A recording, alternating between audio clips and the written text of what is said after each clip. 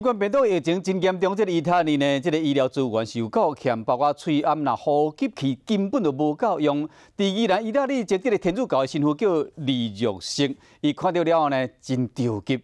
啦，逐工甲当地时事得到最新的消息嘛，希望讲咱台湾人会使甲斗3工。消息一个传出来，短短1工内就收到300几万的爱心捐款。医护人员真无用，意大利必须要开设野战病院来尽可能的收纳病患，但是对袂住疫情扩散的速度，现看家乡医疗资源根本无够用。在宜兰奉献超过半世纪的意大利籍灵医会神父吕洛瑟向外求助，希望咱台湾会当给帮助。有一些同学神父得到这个病死掉了，所以跟我年龄几乎都一样，所以当然听到这个消息真的很难过。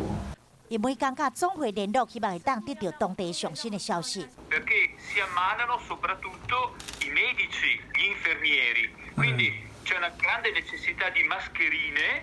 喙암甲呼吸器当地真欠缺。意大利国家医师联合会统计，新冠病毒伫当地已经至少夺走63位医生的性命，超过8000名医护人员确诊。因此，神父希望会当敢协助，帮当地医疗填补物资。不少民众接到消息，直接走来捐款，已经累计有20万。天主教灵医会伫早期医疗艰困的台湾，有帮忙偏向未少，包括如神父、何修士，将因几半世人的奉献。 互台湾，即马嘛希望台湾民众会当伸出援手，甲因斗3工。